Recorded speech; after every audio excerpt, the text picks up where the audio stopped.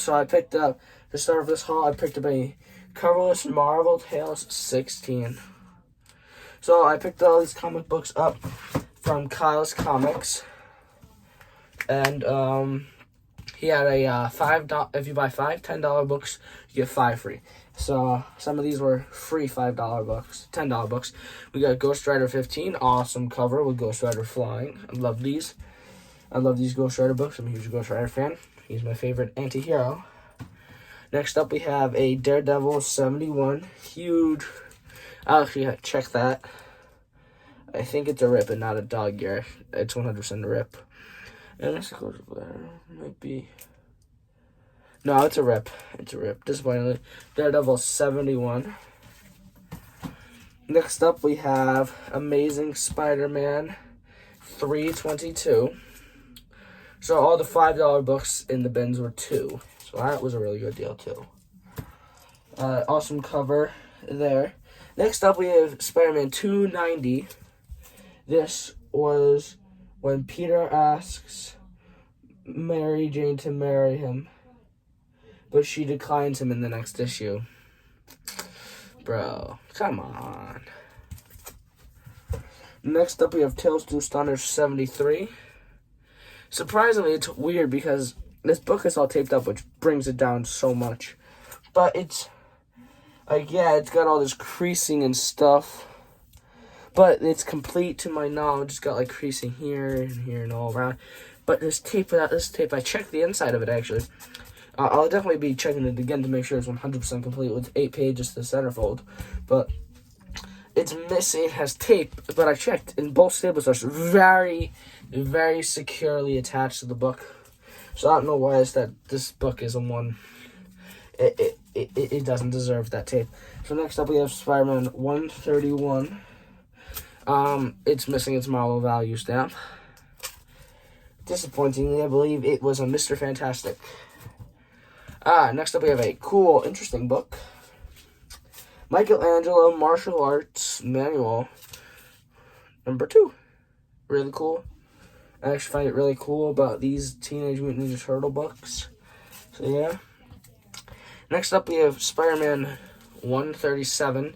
This is the second appearance of Norman Osborn, Harry Osborn as Green Goblin. This is his second appearance as that. Missing its Marvel value stamp.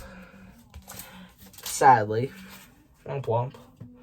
Really upsetting. Next up, we have a semi-kind of controversial issue.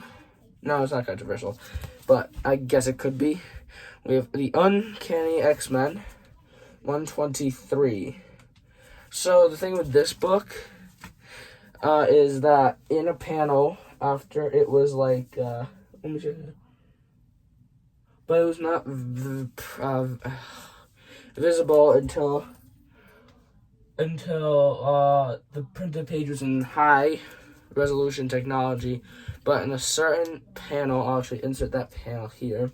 You can, I'm not going to say it, but you can see something. If you know this comic book, you already know. So yeah, there's that. X-Men 123. Next up, we have Spider-Man 120. I'm an idiot. We have Spider-Man 2099. Number 1. This is the first appearance of Miguel Cabrera.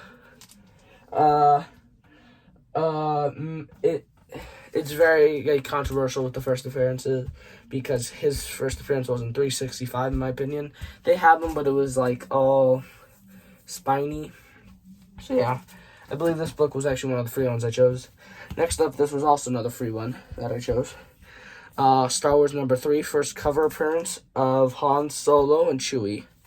Really cool book, really cool cover. I love these Star Wars old artworks on those. Next up, we have Fantastic Four Annual 4. He had put as a 4.0, picked it up for 10 when it's worth around 25. The origin of, I believe, Golden Age Human Torch is this one. First appearance of Golden Human Torch in the Silver Age, which is really cool. I can't tell which is which, though. Sorry, but I believe that's Golden Age up here. And this is the first appearance of Quasmode or whoever. I don't know, but it's a cool book, and it was actually the book I chose so that I could get the other 5 free. So now we have the 2 biggest books of the haul. We have, oh, I forget. We have a book that cost me $45.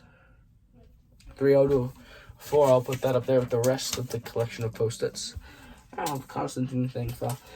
We have one of the drug issues from the drug issue part of The Amazing Spider-Man run. The Amazing Spider-Man 96. Love this cover. Picked it up for $45. But, I think this is a dead man right here or something. Yeah, I think so. I have the reprint. I think I have the Marvel Tales reprint of this book. Give me a second, I'll come back if I have it. Unlike its counterpart, the original version, this one was approved by the Comics Code Authority. This is the reprint, and this is the actual one. So as you can see, there are some differences to the covers. This one has that red banner. And this one doesn't, but it also doesn't have the writing on there either. The book cost me $45. I believed it was completely worth it, considering, after all, it is one of a part of the 3 or 4 drug issue series. I forget. Editor me, correct me. Thank you very much, editor me. But yeah, there's that. I'll put this back up there. So here's my holy grail book. I got this because I'm a huge fan of Wolverine. It's not a 181. Keep that out of your head. Not a 181. He had it originally priced at $100. I asked him how low could he go, and he said 75. And when I was done, I had to think about it. He said, well, if you really want it that bad, the lowest I can go is 60, and that's because you're buying all these other books. So I said, yes, I will do 60. And I got myself a Hulk 182 for $60. So sadly, this is missing its Marvel value stamp. Womp womp. This is the second appearance of Wolverine. And the first appearance of Hammer and Anvil, I believe. If I'm getting them mixed up, whatever.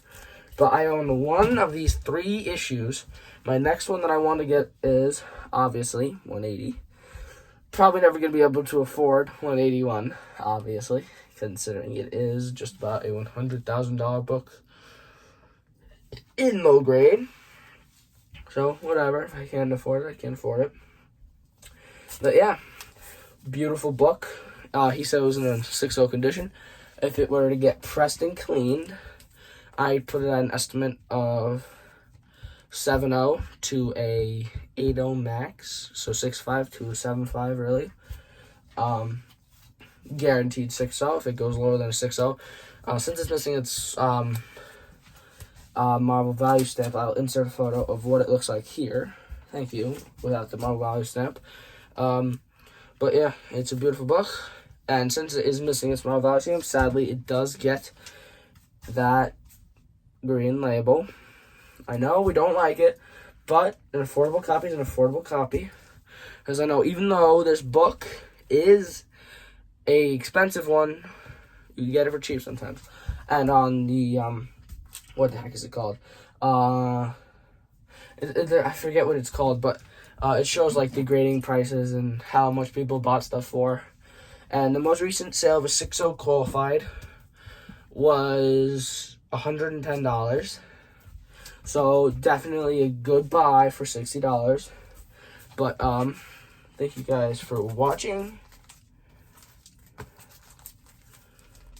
And I'll see you guys in the next video. RLM-comics.